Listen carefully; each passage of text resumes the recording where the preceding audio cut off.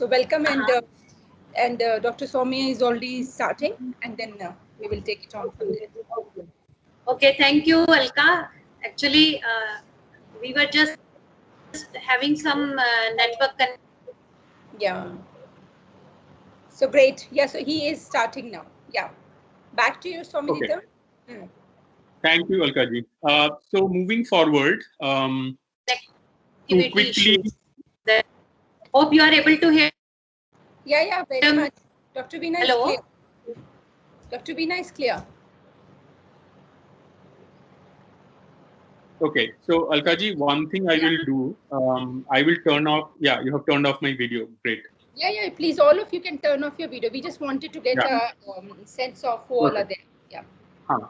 Okay, so I'll start. So the way today's presentation is structured, it is divided into 3 sections. The first section will have 4 or 5 slides about Taru for people who are not very familiar with Taru as an organization. Then we'll transition into Taru's journey in the water sector. Like Alkaji mentioned, it has been a long journey, and there are various aspects of the water sector that Taru has, you can say, engaged in. We'll talk about those sectors, and we'll try and map them to the fellowship's themes and see where the matches occur. And then we will look at some case studies from Taru's experience. We'll deep dive into 2 case studies which have, you can say, smart innovations to solve water-related problems for India.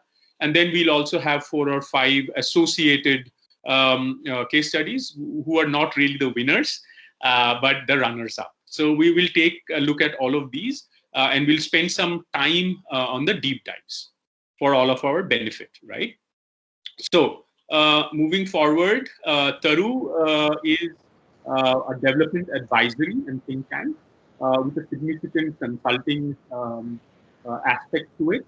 And over the last almost couple of decades, it has been engaged in the development sector in India. It has completed over 350 projects, almost covering all of the major states and major urban centers of India. It has a cutting-edge presence in sectors like urban resilience, climate and disaster risk, climate change, health, sanitation, CSR, urban services, livelihoods, decentralization, etc. It has served multiple clients across various customer segments, including multilaterals, government, industry, NGOs, networks, and academic institutions.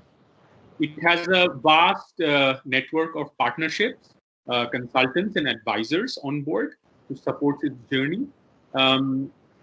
Previously, in the past, it was mostly restricted to India or you can say South Asia, but now it is also expanding abroad. There are 6 offices in India, which include project offices also. The key offices are Delhi and Ahmedabad.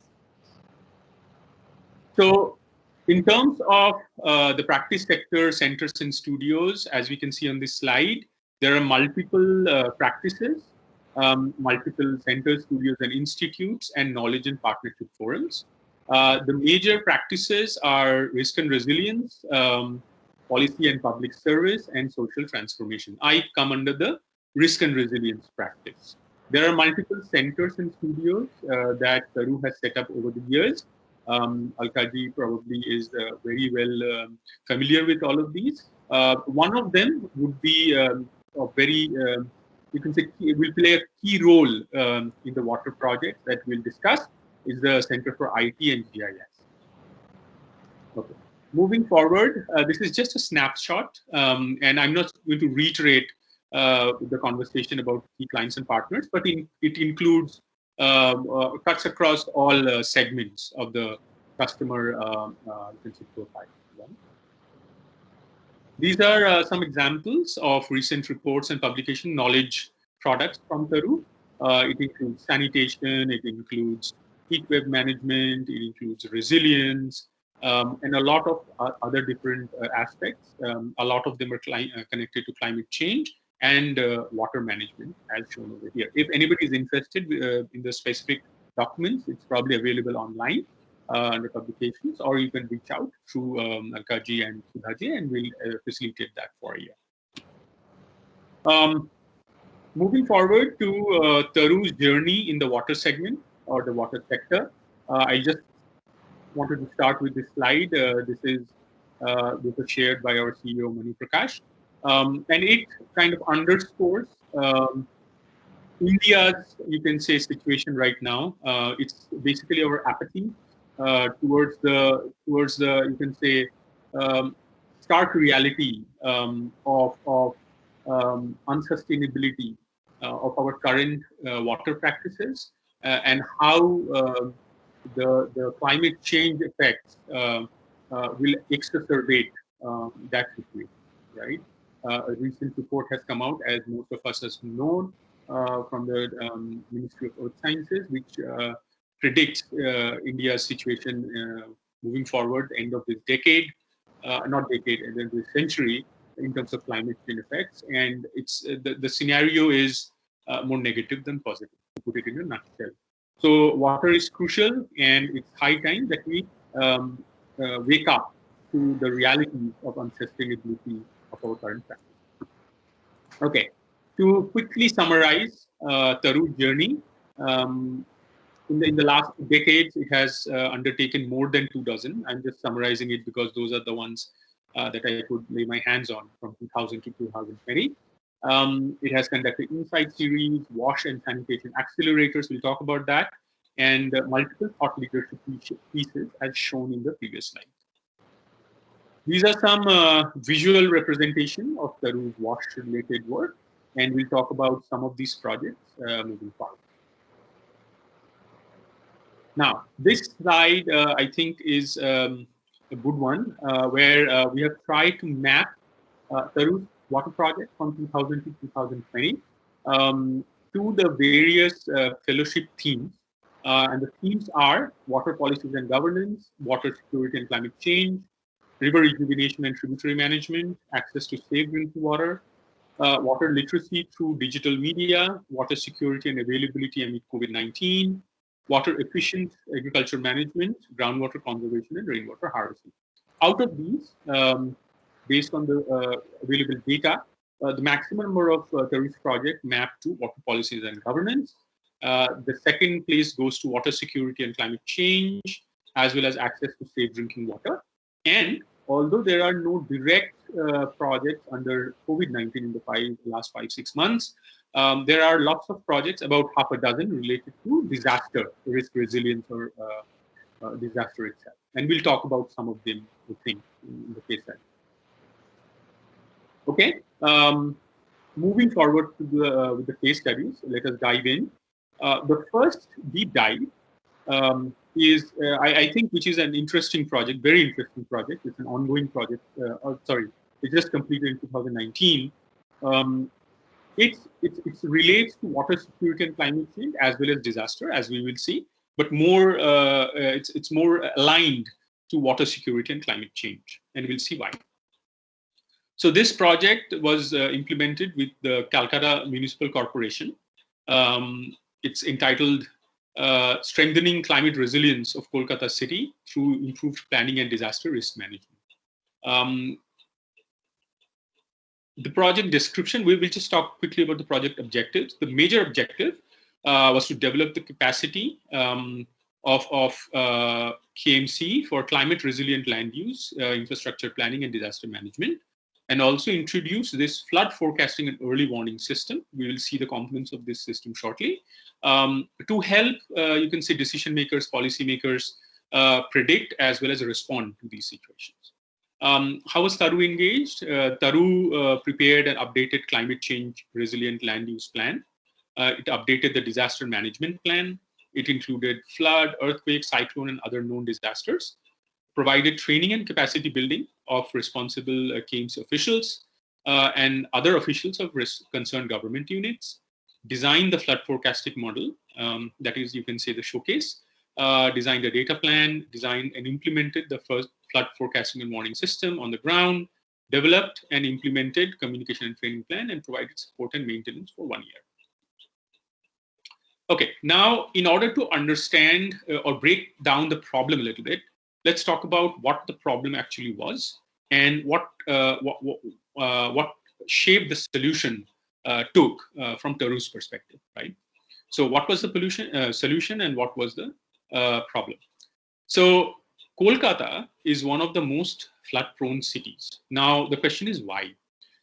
The first, basically most of the reasons lie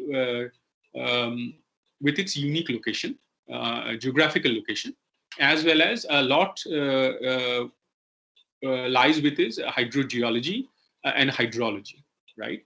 Why the unique location? Because Kolkata lies at the, you can say, almost at the confluence of Ganges River that flows through West Bengal, which is called Hooghly locally, and the Bay of Bengal, right? The Indian Ocean, North Indian Ocean. Now, as we all know, any energy or any fluid tends to flow from a high energy state to a low energy state. And how do we define that energy state? It's the difference, you can say, in the energy states or elevation. So from a kinetic or potential energy standpoint, it's basically the higher the difference in the energy states or the elevation with relation to a river, the higher the potential energy, therefore the higher the kinetic energy, therefore higher the power to you can say shape the geology or topography, right? So what happens is generally with rivers when they are high up in the Himalayas, where they are if there are glacier-fed rivers, like for Ganges, it's Gangotri, right, in Tibet. As they flow into the plains, it follows an asymptotic, you can say, cross-section curve. And when it enters Uttar Pradesh and flows through Bihar and West Bengal, the moment it reaches the Ganges Delta, it loses that, you can say, the energy difference, that energy,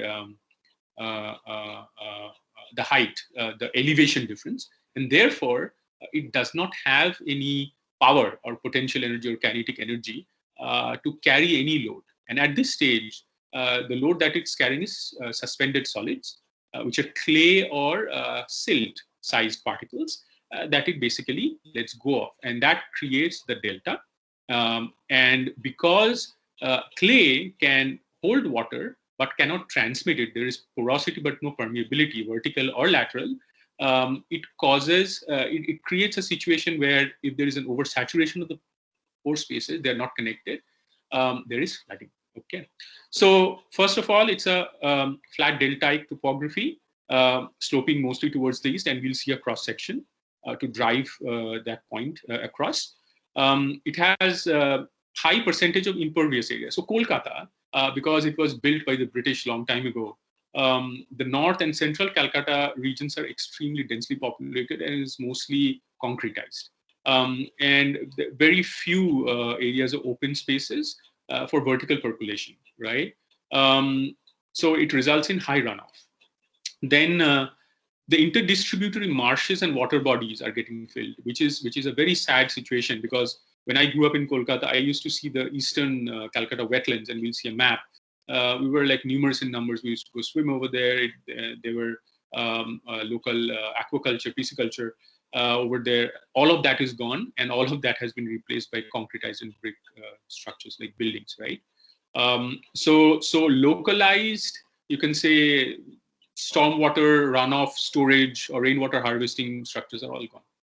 Now, tidal range is also very high because of the slope, the very gentle slope into the sea, therefore preventing routing of stormwater from canals, as we just discussed. Also, the Hooghly River is silted. So what happens is the water neither can go into the ocean, neither can it go to the Hooghly River during a high intensity precipitation event. Therefore, it causes flooding. Also, since Kolkata is located in a high rainfall location in the Indian landmass, therefore, during the rainy season, and we'll see some data about this, there is significant amount of rainfall, like 1.6 meters. And during the monsoon, most of this rain actually falls during the monsoon months, which, as we move forward, are going to be exacerbated because of extreme events, right? And as we already see from rainfall patterns, we are going to get very short span but high intensity precipitation, and see very low and have droughts, or the monsoon pattern is going to become irregular.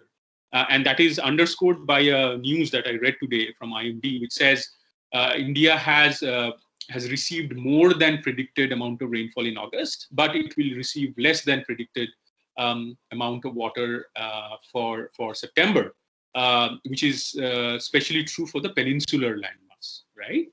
So this is going to actually increase in intensity as the temperature rises, as climate change takes hold, and as we move forward in the century. Therefore, all of these aspects create pluvial floods, which cause major disturbances, and daily life is put to comes to a standstill due to traffic jams, waterlogging in commercial areas, etc.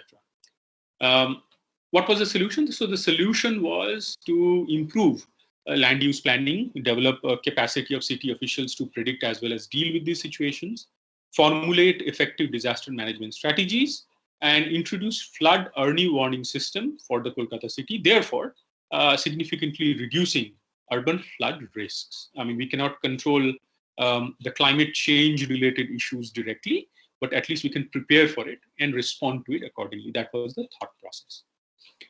Now, moving to some visuals. The map to the left, it kind of shows Kolkata's location, geographical location in the Indian landmass. Plus, it also kind of magnifies the Kolkata metropolitan area. Like Delhi NCR, the city, the Kolkata metropolitan area also includes certain rural areas. The area map or marked in yellow, kind of, or orange, whatever you call it, is the urban area within Kolkata metropolitan area, and then you have the green area, which is basically the rural parts, belts, and then you have the East Kolkata wetlands, which is marked to the east of this map, to the right of this map in white.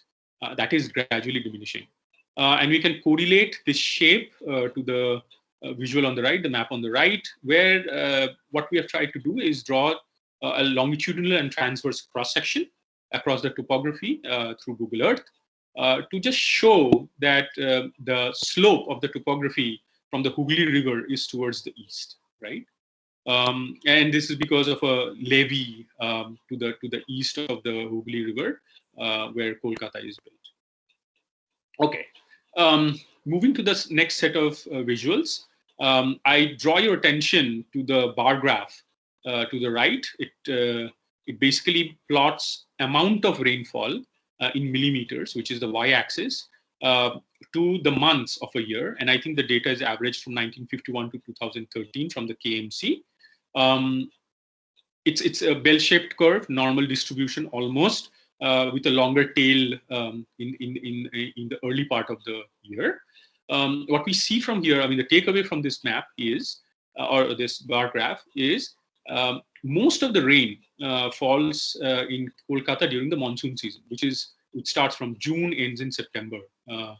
And the maximum amount, average maximum amount, is about 350 millimeters. Keep that in mind. Now, I draw your attention to the maps to the left. These are some analysis results done by Taru in 2017 as a part of this project, which showed that, so there are two maps over here. The one to the left shows areas of inundation, which is in the blue and white, if you have 100 millimeter of rainfall in 24 hours. The map to the right, it shows areas of inundation if you have 200 millimeter of rainfall in 24 hours. So as we can see, most of the areas of the Kolkata metropolitan area is already covered with 100 millimeter rainfall. So for 200, it will be more. And if we hit 350 or 300, most of Kolkata will be inundated. That's the takeaway, right? This graphic, I mean, this visual has three parts. The one to the left is basically the state of West Bengal. And what it shows with those arrows, I don't know if they're very clear, but those lines at the bottom, they show trajectories of cyclones that have been collected within a certain period of the study. And they have been mapped over here, which shows most of the cyclones come from the Bay of Bengal, move into towards Kolkata, either go towards the east or towards the west, right? And as they go, they dump significant amount of water, right? Precipitation. Now, what this shows, the maps to the right, there are two maps. The one to the left, if you can't see it very well, I'll just read it out. If you have 3-meter storm surge during high tide, then what would be the situation from the Hooghly River moving into Kolkata?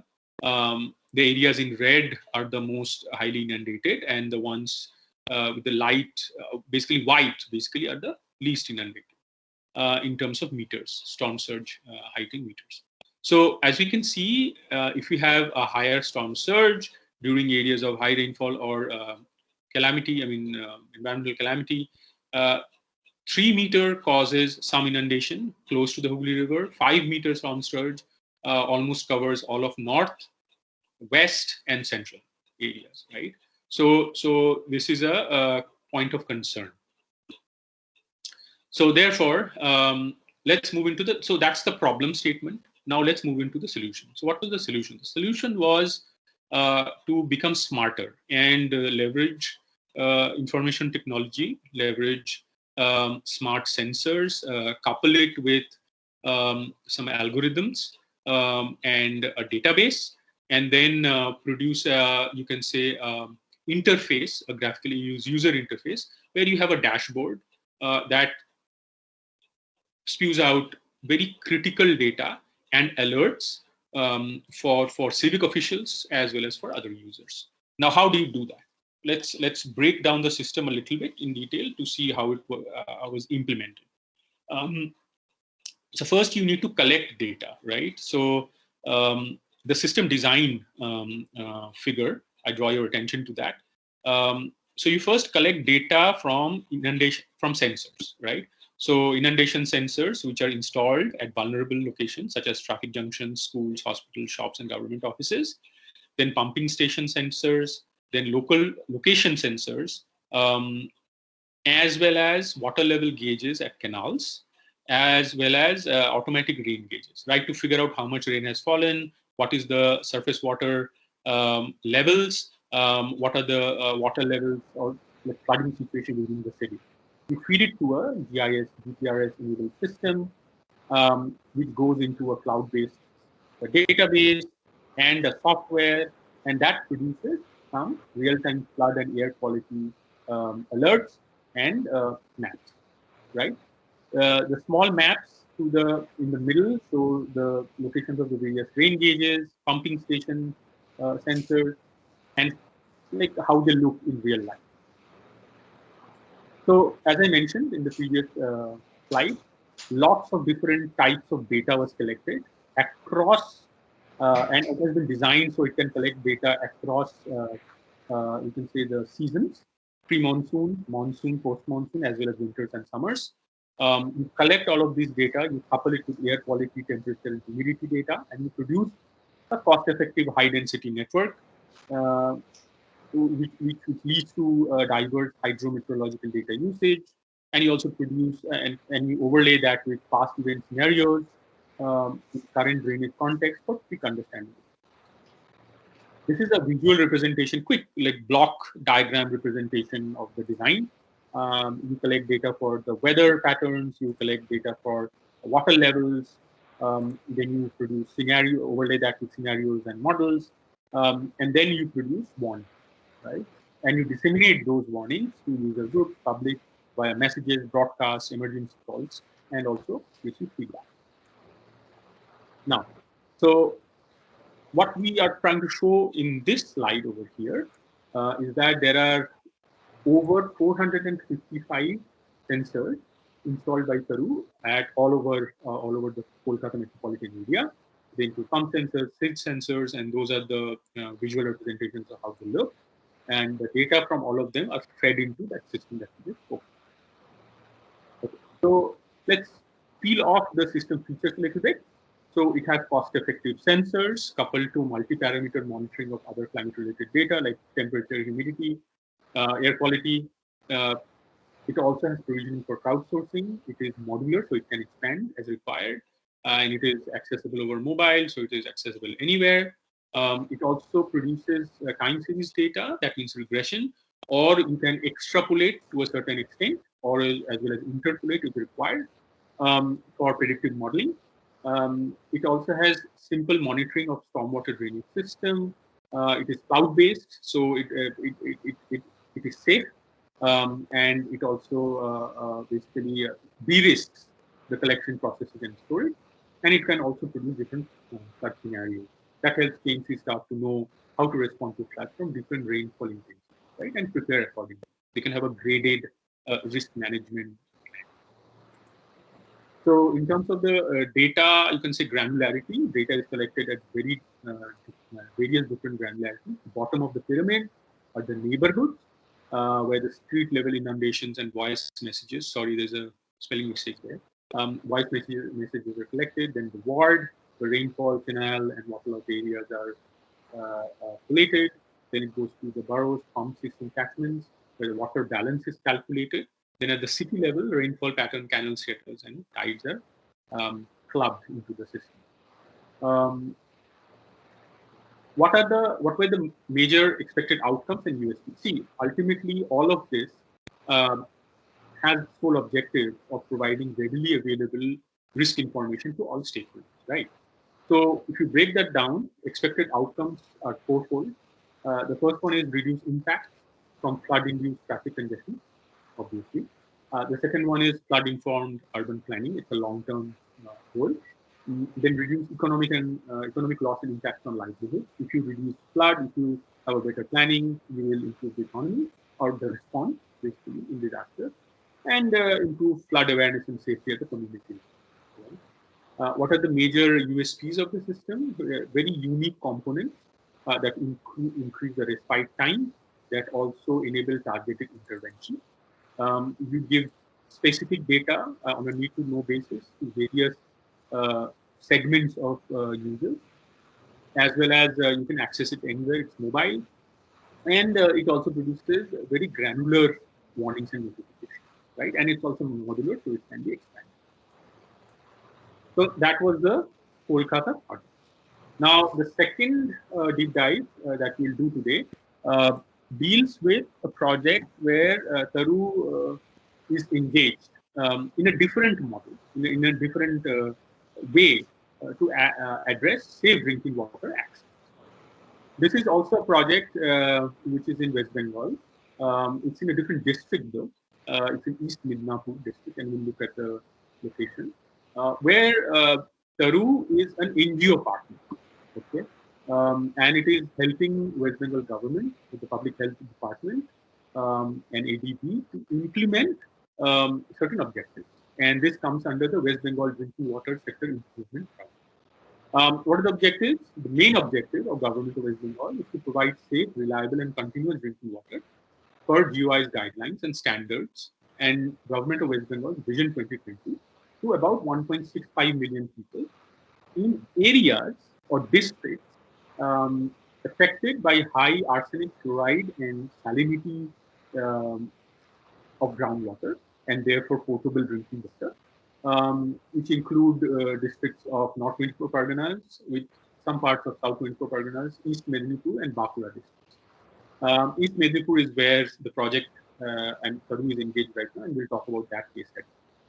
Now, the target, see what is happening is governments, at least central government as well as state governments, are increasingly becoming cognizant and aware of the fact that climate change will exacerbate the India's water scarcity issue, and we're moving towards more and more a water scarce situation because of increased population, increased industrialization, pollution of groundwater sources, over extraction, and all of that. Right now, in order to do that, And since there are water groundwater impacts in this area, the government of West Bengal is trying to move people away from extracting groundwater for usage towards more sustainable uses like rainwater harvesting, surface water usage, or a combination of all of them. Now, this project basically is trying to supply treated potable water from a surface water source to rural West Bengal at a 70 liter per capita per day rate on a 24/7 basis, which is significant. And I think this is I heard from the project team, this is the first such project being implemented maybe in India. Okay. Now, so there are various aspects to this, and we'll look at least the East Medinipur 4 district implementation plan. Now, Taru services include, it is a partner for the NGO part of things. Services include capacity building and training of the village water sanitation committee and implementation of ADB's ESG plan, preparation and rollout of community awareness participation plan, the CAP, support the Gram Panchayat level efficient and smart water management. And we'll talk a little bit about what this is. The work basically involves sensitization of end users about the technology-based leakage detection system in the distribution network. It's also involved in developing implementation, education, and communication materials, supporting implementation, the implementation agency to ensure 100% water connection at the Gram Panchayat level, support development of water safety and sanitation plan at the block level capacity building, and facilitate long-term O&M after 2 years. That includes asset management and service delivery framework and customer care maintenance. Okay, so quickly to understand, get an idea, the location of Midnapur district is basically right on the Bay of Bengal. So it is a coastal district, and therefore, due to climate change, due to over extraction, saline water, high density saline water is basically moving into the groundwater table. And you also have issues of the decreasing groundwater table. So the saline water, you are basically, all of the hand pumps are touching the deeper, more denser saline water interface. And then the vulnerability to climate change, right? So how do we deal with this? So the approach is to move the population away for drinking water security from a hand pump tube well scenario in a phased manner to individual house connections through conjunctive use of surface water at a sustainable rate and pressure, right? So different agencies are funding this, ADB, West Bengal government, Japan Fund for Poverty Reduction, and the implementation team, at least for this case study, includes GKW for design, construction L&T, an NGO, which is shared between Taru and Ramakrishna Mission Lok Shiksha Parishad. Just to get an idea of where this, from a geographical perspective, this project location, it falls under the Roopnarayan river basin, right? Which is shown on the west, on the left map on this slide, right on the Bay of Bengal. Now, if you look at the top right map, there are 4 the stippled or the grayed out districts right at, close to the Roopnarayan river going into the Bay of Bengal. There are 4 districts where this project is being implemented at this time. The data table at the bottom is important because it shows us over the year, Roopnarayan water quality changes, the surface water quality. And especially from March to June, there is a spike in the chloride level, which is reflected in the conductivity data. The chloride level in ppm or milligrams per liter, and conductivity is microcentimeter per centimeter, standard unit. And it shows that there is a change in this water quality. So there has to be some treatment. So this is kind of a flow diagram of the project in these 4 blocks. You can understand this from a water balance perspective, right? So first we extract water from the intake well from the Roopnarayan river to the left. Then you pump it through a pump house at a certain rate and pressure, and then it basically goes to the water treatment plant, which is in the Nanda Kumar block. and then it basically flows through the other 3 blocks at a specific pressure and a specific flow.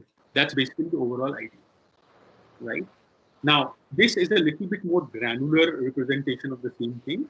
But what we see, what we are trying to show over here is there are multiple, you can say, there are multiple components to the distribution network, multiple pumps that are fitted, right? From the intake to the final end user, which is the household connection. Now, during this process, a major problem of all urban, you can say, water distribution systems, as we all know, in India, is 40% or 50% loss, right? Unaccounted for loss, which is that's why it is very you can say uneconomical for water distribution entities to be profitable. So we have to figure this out, and we have to make sure that it is an highly optimized and efficient system, right? So there are multiple pressure transducers included at each node at the upstream and the downstream ends of each of these major, you can say, distribution points. Now, that is the smart solution, one of the components of the smart solution that Taru is involved in. Sorry, can I disturb you? Sure. Yeah, I'm saying, can you increase the size of the presentation so that is visible? Because can you increase the size? Maybe make it full screen. It is already full screen actually. So I apologize, but the handout on the slides, it will be very clear. And we don't need to go into the detail of the, the flow rate or the quantity or capability. What we are trying to say is, all the distribution networks, there are multiple upstream and downstream smart meters installed, pressure transducers or velocity, you can say, gauges that give an idea of where the leak is, right? So Taru's involvement in this project would be to sensitize the, you can say, end users on how to identify those leaks, as well as also fix those leaks and prevent those leaks moving forward. Now, these are some visualizations of Taru's engagement till date, some stakeholder engagement, as well as a workshop on smart water management. So that was the second deep dive. Now, quickly moving into a few selected. So, Alkaji, can I take a few more minutes to just quickly go through the case studies, the other case studies? Yeah, sure. You have. Okay. Yeah. 15 minutes. Okay, perfect. So this one was another interesting project that Taru had implemented recently, which talks about another aspect of the water, you can say, sector, which is WASH, but innovations related to WASH implementation in urban scenarios. So Taru, in collaboration with IRC and Innovent, with strategic collaborators US Bank and Valuri Technology Accelerators, completed a project which was called Innovation Hub for Urban WASH Solutions. It was funded by USAID. Now, this project aimed to support the development of scalable solutions for urban water, sanitation, and hygiene in India at various different, you can say, granular networks, national, regional, and city. I mean, while being directed towards national and state urban initiatives like Amrut, Swachh Bharat Mission, Smart City programs, and find solutions, basically, innovative, effective, affordable solutions of implementing WASH solution in the Indian context. And that was done through various activities like a grand challenge, an accelerator, then trainings, innovation hub team, coming up with a vision statement, coming up with a delivery improvement plan, innovation lab, etc., etc. So this was being tackled at a very different, you can say, a different angle of light was being thrown. It's not like a direct technical solution or a social intervention solution. It's basically an innovation solution from a design thinking perspective. Then another project that stands out is this project, end-to-end early warning system for Surat city for flood detection, flood risk. This is a GIS IT enabled system. It was undertaken in 2010 to 2013, supported by or funded by the Rockefeller Foundation, where Taru produced a it basically produced a data collection and decision-making system for the local flood situation in Surat.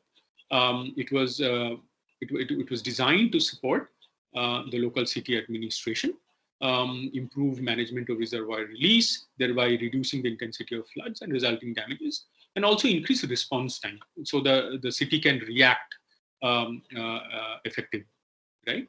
So Taru services included assessing and visualizing the fluvial, and tidal first phase, like through various scenario modeling, and then developed a system to collect the data and collate the data from various different sources, conducted hydrological and hydraulic modeling of various climate change scenarios, and conducted vulnerability assessments, and then mapped, we overlaid all of that to produce some risk scenarios. So that was another one that was quite interesting. Then another different aspect is the promotion of integrated water resource management in peri-urban setting of Delhi NCR. It happened in various 3 different phases, and Taru was included or involved in various activities or tasks under each of these phases. It was supported by the India and Global Water Partnership. It includes a lot of different aspects, but all connected to integrated water resource management in Delhi NCR, which was another important thing. I'm not going to go into the detail of all the tasks. However, this is an interesting project that Taru undertook. Then another interesting project, and this is connected to the Surat project, is flood disaster management information system. This was also implemented from a GIS IT perspective at a different location in Gujarat, but it also had similar outputs, like develop a software solution to predict as well as manage, you can say, flood-related disasters. This one is another one this is related to lakes. So I included this peri-urban lake restoration conservation for creating emergency water management options in Indore. It's in the central India plains, you can say, or highlands. Project description includes to build a resilience of Indore city to access climate and urbanization-induced water scarcity. Develop and test implementation models that improve the redundancy of water supply and improve water quality of urban lakes. Ultimately, the aim is to build urban climate change resilience, basically, right? Taru services included stabilization and improvement of water quality of the restored lakes, have a multi-stakeholder approach and that approach, developing a multi-stakeholder approach for lake restoration, and then basically making it portable for other parts of the city and cities and other cities, and also inform urban water body conservation, right? It also led study design, choice of options, and stakeholder engagement, ultimately handed over to local partners for capacity building, and also develop lake model and train local architects and engineers to, you can say, develop or use the different scenarios. So this was an interesting one. It dealt with a different aspect of surface water as well as, you can say, risk modeling related to climate change, which was lakes. And then a couple of other projects. One was with the Bangalore Water Supply and Sewerage Board, if I'm not mistaken. And it was related to environmental sanitation master plan project. So Taru was involved. The ultimate goal of this project was to introduce, build institutional capacity of the BWSSB, as well as introduce gender and poverty focus in its operations, and test alternate approaches for service delivery to the poor. It was supported by Australia AusAid, and it was a 2-year project, a little bit more than 2 years, and involved various different tasks. But the reason that this is included is this looks at another different aspect, but connected to the larger theme of water. Then I think this is the last case study. This project looked at development of strategy for equitable, sustainable water service delivery, and this was basically the objective of this study was to develop a strategy based on examination of rural water O&M gaps, operation and maintenance gaps, and opportunities, and identify opportunities in order to increase access to safe water with a focus on equity and consumer centeredness, right? Specific objectives included increased functionality of water sources, improved quality of water supply, strengthening equality in service delivery, and increased client orientation of service delivery. Taru's services included majorly to develop a long-term state strategy of rural water O&M. That was the major focus task, and it included various different subtasks, which included listing innovative service delivery. We're doing basically a market scanning of different technologies and core criteria of innovative service delivery approaches, a concept note on the pilot projects of innovative service delivery models, basically just doing a scanning and collecting all of that. You can see best practices together and figuring out which one is the best one for India. And then also it basically conducted secondary and primary data analysis and interactions to inform its study, right? So with that, I think we are almost at the end of the hour, as well as my presentation. And with that, I will hand it over to Alka. Thank you. Thank you very much. Thank you. It's overwhelming to really know that what kind of work has been happening. I always had a very different impression about Taru in terms of research strategy, but then I've seen that kind of implementation and on ground work has also been done. So you have been, Taru, as you're saying, leading edge. You have been leading a lot of initiatives on the ground. So that's very interesting. And when I was listening to your presentation, I was thinking that our fellows in course of their fellowship and while working on their water smart solution, because you have range of approaches and strategies and experience, if they can come back to you and ask questions or take some help, will that be fine with you in between? Absolutely, Alka-ji. I will try to support from my end with my 100%. And whatever I can't collect, I will try and direct them in the right direction, for sure. Yeah, because I've seen a lot of technological interventions are there. And I think that's one thing that we want fellows to also develop some understanding further on it. Although some of the fellows in their course has that focus, but professionally adding that response and adding that important aspect is also there.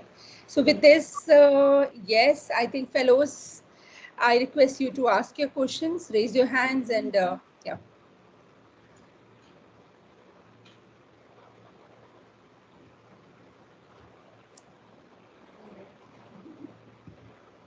Yes, any questions that you people have?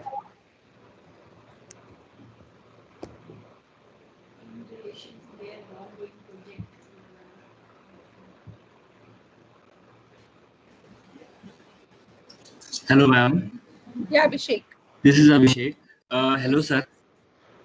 Hello, Abhishek. Sir, I have two questions. In your first part, that was the project which was based in Kolkata.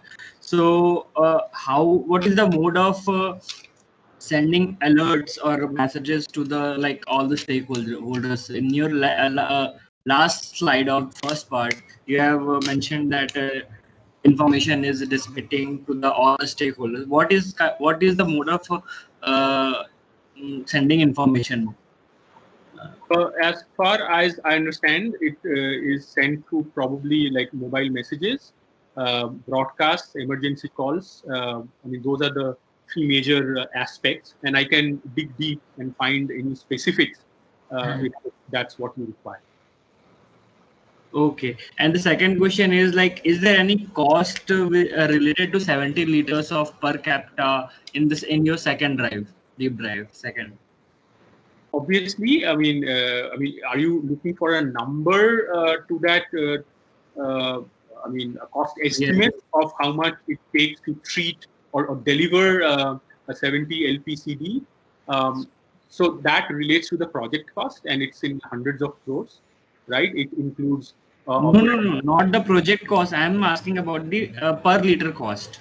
You have that in the slide before that, no? If there was there. So yeah, there is no cost included. This one, the solution part. So basically, the point is there is no specific cost data that's included over here on a per liter basis, but that is available in the project information that I can find out and I can direct it towards. Okay. Okay, sir. Thank you. Yeah.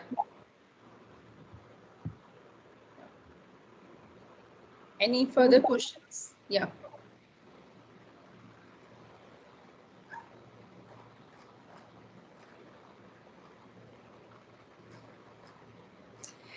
Swami, I just have a question.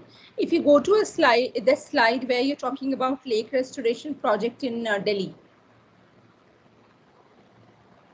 This one, Indore. Yeah, not Indore, Delhi. You have, or maybe Indore only. Let's see. Just stop me at Indore only. So you were mentioning about here. You worked on a strategy, stabilize and improve water quality of the restored lake. So what was how did you do that? This one? Alkaji, honestly speaking, in terms of the details of the strategy, I'll have to basically reach out to the project team and get you granularity on that one. So if you're really interested in that one, I'll try and see what information is available and then direct it towards you. Because I feel this is quite relevant to one of few of the projects that fellows have been working. So knowing specifically about the strategies maybe later could be useful for us. Sure. Yeah. So fellows, do we have any other question from anybody here? And the slides, Swami, we're going to share with the fellows if that's okay with you. Yes. Yeah, great. Yeah, so anybody else? Good evening, sir. This is Ajay. Hello, Ajay. Yeah, please, Ajay.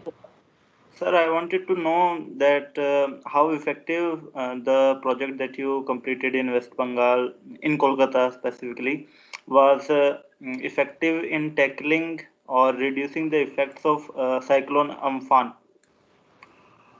Right. So from what I understand, I was not part of this project, but from what I understand from the project team is that although in a nutshell, very little, because it has effects. It has effects in terms of providing the data to the users. But the question is, how much are the users being able to, take decisions based on that data, right? So that is where I think where the you can say discrepancy lies.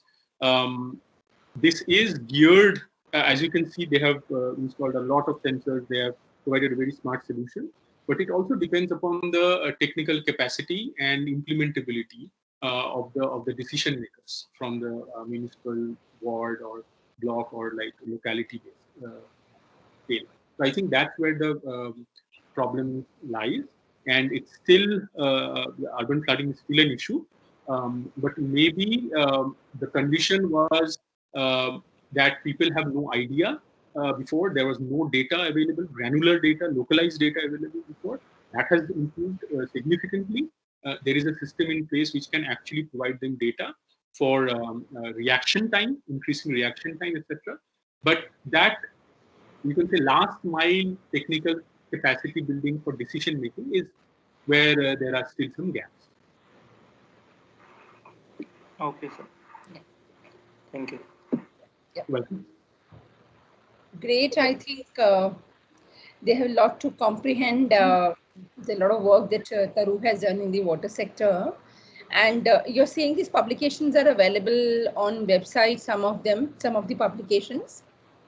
I think so, Alkaji. Otherwise, you can just let me know which ones and I'll source it and we can send it across. Yeah, so water sector related, which is available in public domain, because I understand a lot of it will be client specific and you won't be able to share also. Yeah, okay. Yeah.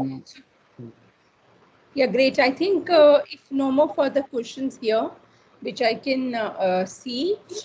Swami, I think thank you very much. I know it has been a task for you to put together, talking to different teams and put together a presentation like this and customize to this particular webinar. So with on behalf of everybody, Swami, thank you very much. And if anybody has any connect to, and fellows, if you have any connect to the water smart project that you are working on, has connect to the kind of approaches on the project Taru has been working and has worked in past, do let us know. We can, you know, guide you and connect you so that you can get more insights into everything that they have been doing. So yes, I think Veena ji looks like has internet issue today. Yeah, she's not around here. Yeah, she's here. Veena ji. Hello. Yes, yes, yes, because you have been, you know, getting disconnected and coming back all together. So yeah, so please, I'm handing over to you. So if you can also kind of address the fellows and Saumya Hello. also. Yeah, Veena ji, can you hear? We can hear you. Veena ji? Hello? Hello. Yes, Veena ji, we can hear you. Okay. So first of all, I'm really very sorry that due to some network issue, I could not connect.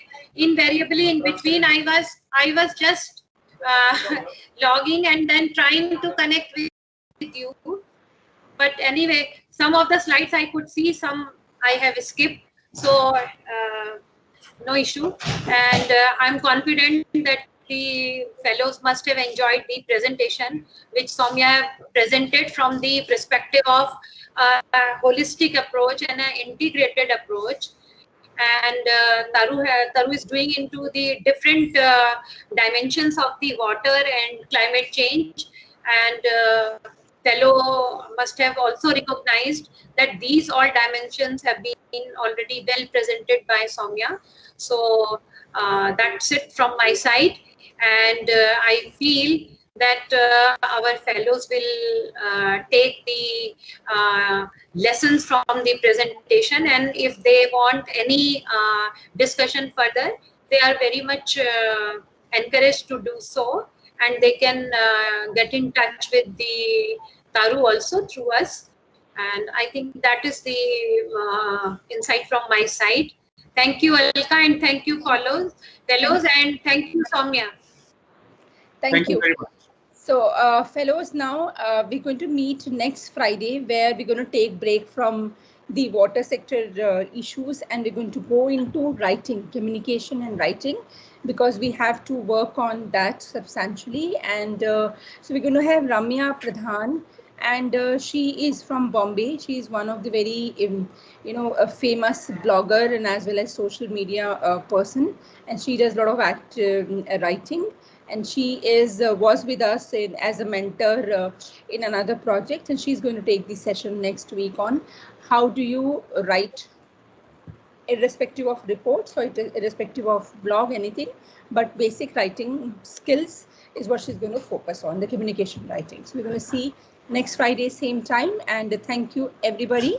And Swami, thank you very much for taking out time and especially working on the presentation so nicely altogether. Thank you.